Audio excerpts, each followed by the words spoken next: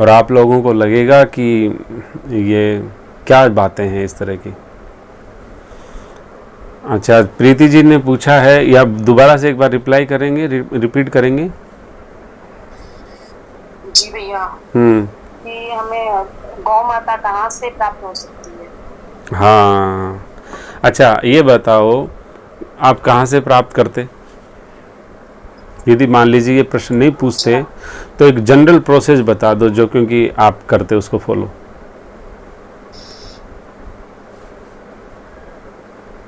जी general जो process है उसको कैसे फॉलो करते हैं आप? भैया, मुझे आइडिया ही नहीं है बिल्कुल भी, आप ही बता दीजिए। आपके तो है ना, जैसे भी है, मान लो जो भी है, मिक्स ब्रीड है, जैसा भी, आप क्या कैसे करते हैं, क्या होता है ये सिस्टम?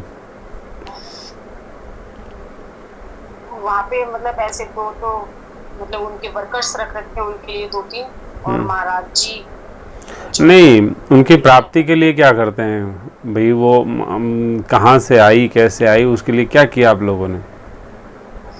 मुझे नहीं पता भैया, आप बता दीजिए भैया। चलो सभी लोग ध्यान से सुनो, या कोई इसमें से आप कोई बता दें, कोई बता सकता है कि कैसे आती है वो माता, कैसे लाते हैं?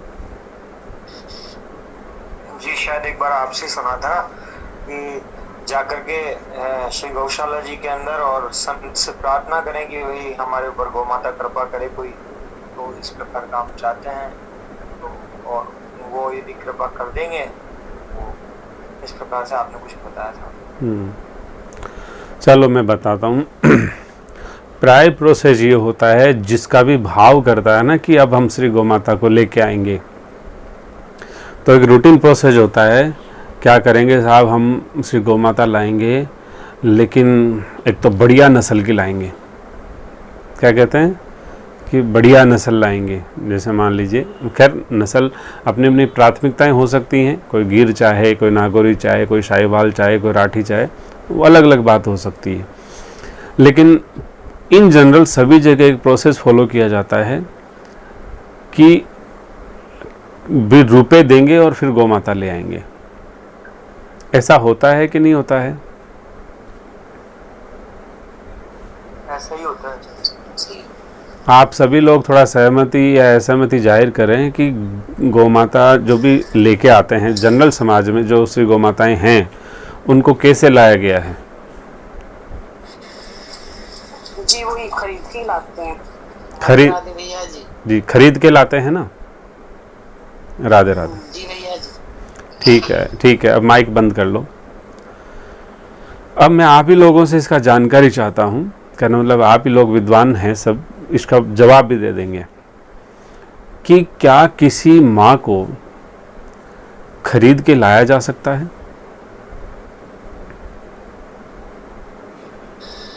नहीं लाया जा सकता।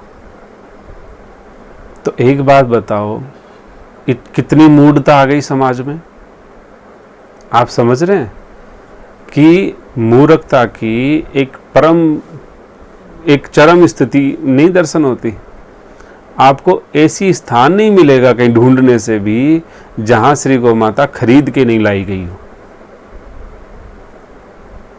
प्राय बहुत महापुरुषों की बात अलग है, लेकिन बहुत रेयरेस्ट चांसेस हैं कि आपको कोई ऐसी पर्टिकुलर स्थान मिल जाए जहां श्री गौ माता बिना पैसे के लाई गई हो। है किसी की नज़र में?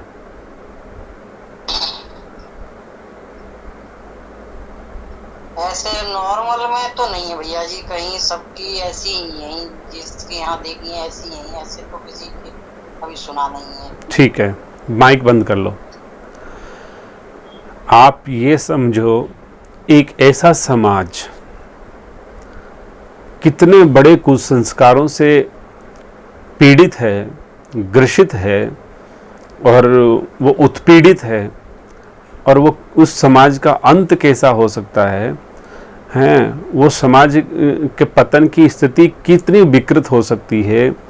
आप ये कल्पना नहीं कर सकते कि जो समाज अपनी जननी को खरीदने का और बेचने का काम करने लग जाए, उससे वाहियात समाज की स्थिति तो हो ही नहीं सकती। ये सबसे बड़ी पतनकारी स्थिति है और बड़ी प्रसन्नता के साथ किया जाता है। आप लोग ये स्वीकार करते हैं कि नहीं कि श्री गौमाता जहां भी देखी जाती है खरीद के ही लाई जाती है? जी जी ज्यादातर तो यही होता होगा। जी ठीक है, लेकिन सनातन के सिद्धांत के अनुसार श्री गौमाता को खरीदा नहीं जाता और बेचा नहीं जाता। खरीदना और बेचना तो दूर की बात है, श्री गौमाता के विचार में बारे में इस तरह का विचार तक नहीं किया जा सकता। यानी कि स्वप्न नहीं आना चाहिए और कल्पना भी नहीं करनी चाहिए।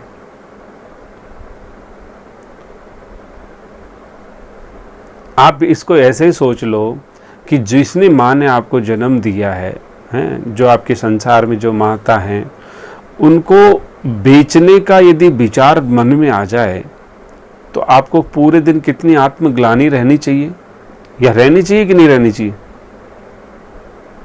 जी रहनी चाहिए। और खरीदने का आवे तो दोनों ही स्थिति में। तो एक बात बताओ, जब हमारी संसार की जो माता है जिसने हमको जन्म दिया है, उस माँ को भी हम खरीदते और बेचते हैं तो भी आत्मग्लानि का अनुभव होता है।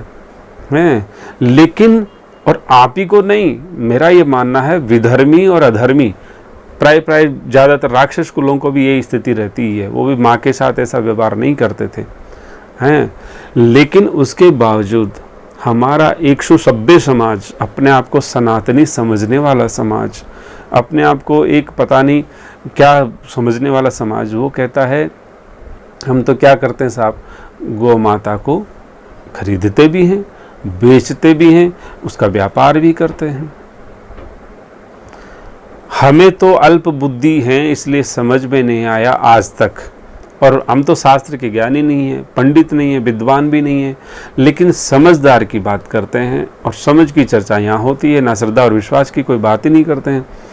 तो समझ में ये नहीं आता है कि संसार की जन्म देने वाली माँ को भी खरीदा और बेचा नहीं जा सकता। उसके बेचने और खरीदने का विचार भी एक समाज के लिए कलंक होता है। तो जो सृष्टि की जननी है, जो इस सृष्टि का मूल केंद्र है, जिसमें कहते हैं 33 कोटि 33 करोड़ पता नहीं क्या क्या इतने देव विराजमान हैं, जिसमें स्वयं नंद नंदन विराजमान है, जिसमें स्वयं श्री राम और श्री महादेव विराजमान है, ऐसे एक परम अनुकंपा करुणामयी एक दयालु कृपालु मूर्ति को हम क्या कर रहे हैं, बेचते और खरीदते हैं। उसको बेचते और खरीदते हैं। ठीक है, जैसे मान लीजिए आप कहेंगे कि ठाकुर जी को भी तो बेचा और खरीदा जाता है। ऐसा नहीं है, ठाकुर जी को नहीं बेचा और खरीदा जाता है, श्री विग्रह यानी वो श्री मूर्ति को खरीदा और बेचा जाता है। वो निश्चल होती है, कहने मतलब है कि उसमें चेतना नहीं होती है। लेकिन जैसे ही ठाकुर जी को हम खरीद के वो मूर्ति को हम खरीद के ले आए, उसके बाद में प्राण प्रतिष्ठा होती है, या फिर आप भावना उसमें अपनी प्रवेशित करते हैं, तो उस भावना के बल से और उस प्राण प्रतिष्ठा के बल से वहाँ साक्षात ईश्वर आ जाते हैं।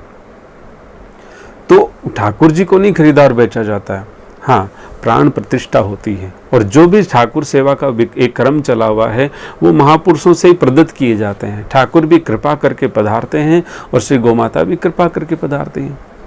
हम सिर्फ भावना करते हैं, वो भावग्राह्य जनार्दन है। तो कभी भी ये महा अपराध समाज में नहीं होना चाहिए कि श्री गौमाता को खरीदा जाए और बेचा जाए। तो फिर आता है साहब, फिर अब सेवा कैसे करेंगे भाई? अब ठीक है, वो तो आप बात समझ भाई, कहना मतलब है कि समझ में आ गई कि कोई बात नहीं, लेकिन अब सेवा भी तो बननी चाहिए। तो एक मैं दृष्टांत बताता हूँ।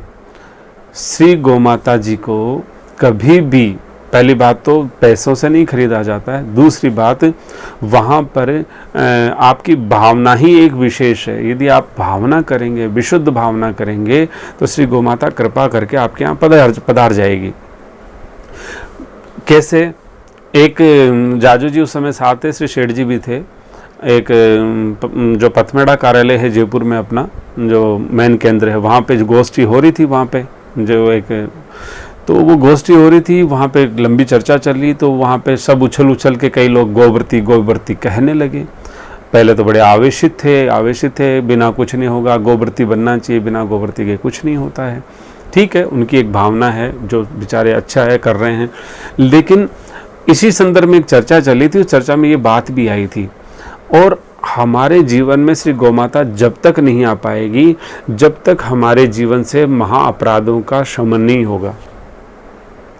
जब हमारे जीवन में महाअपराध नहीं होते हैं, महाअपराधों से हमारा समाधान हो जाता है, तब श्री गौमाता कृपा करके और करुणा करके हमारी सेवा को स्वीकार कर लेती है।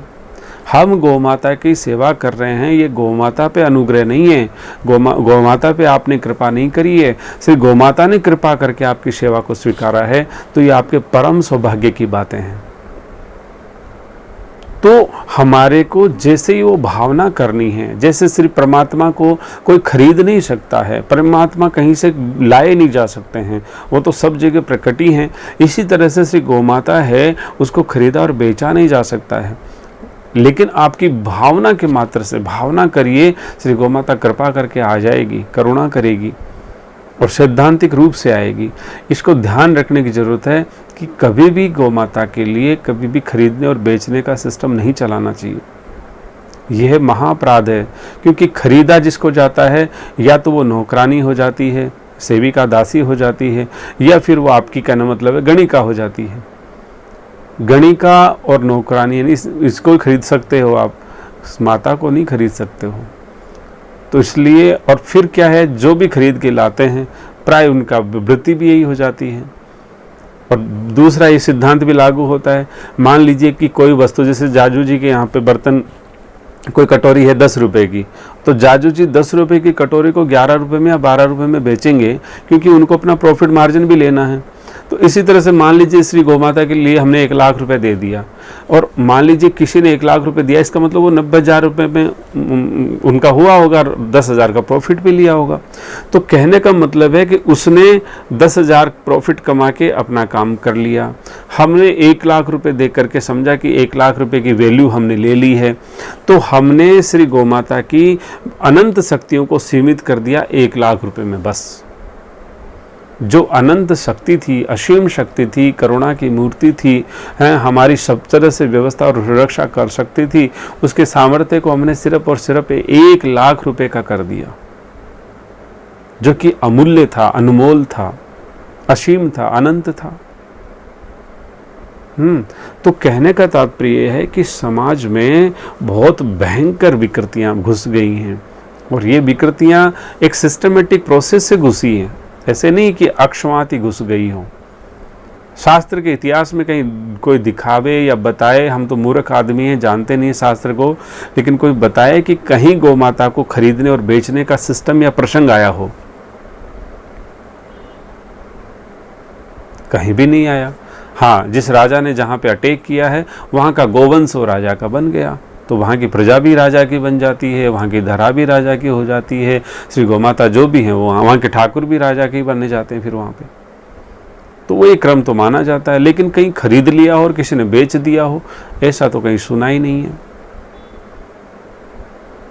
और इसी सिद्धांत का यदि हमारे सनातन संस्कृति में पालन होने लगे, तो कहने का मतलब है कि जो गैया मैया जो बाहर घूम रही है, जिनकी वैल्यू हमने नगण्य कर दी है कि कहाँ से लाएं, कैसी लाएं, हैं, अरे जो बेचारी ऐसी गैया मैया हैं जिनके वहाँ पे खाने के लिए कोई व्यवस्था नहीं है, जिनकी बहुत जीर्ण शीर्ण व्यवस्था हो गई है, ऐसी गैया मैया की सेवा करिए, तो आपके जीवन का परमानंद आपको देखने को मिलेगा, समाज को देखने को मिलेगा। लगेगा कि क्या हो गया इनके यहाँ पे ऐसा। जिसको आवश्यकता है सेवा की, उसको लेके आइए, हैं, तो उनकी जो व्यवस्था सुरक्षा आप देखेंगे, करेंगे, जो सेवा का महत्व तो वही होगा। हैं, पहले से मान लीजिए कोई बादाम खा खा के बहुत ही शरीर को बना चुका है ऐसा विकृत, फिर उसको कह रहे हो कि और हमारे यहाँ मूंग का हलवा खा लो। तो जिनको सेवा की, क्योंकि अपने यहाँ पे दान का भी बड़ा एक विज्ञान समझाया गया है। अब उस दान का विज्ञान क्या है? यानी कि अपने पास जो कुछ है सर्वस्व वो दान देना, यानी कि किसी को समर्पित कर देना या दान देना, पात्र को देना। तो कहने मतलब कैसा विज्ञान है? तो श्री गोमाता के लिए हम एक समर्पित भाव से जहाँ दिखे लगे कि हाँ ये बहुत जीर्ण शीर्ण है, इनकी बहुत हालत ऐसी है, इनको मैं ले जाऊँ, मेरे यहाँ पे सेवा करूँ, ये करूँ, तो उससे आपको लाभ होने वाला है। ऐसा नहीं कि बहुत सुंदर होनी चाहिए, बहुत दूध देने वाली होनी चाहिए, बहुत ही ऐसी गुण वाली होनी चाहिए, ऐसे नहीं। सिर्फ भारतीय देसी नस्ल की गोमाता होनी चाहिए। किसी का कोई संदेह हो तो पूछ लीजिए। राधे राधे।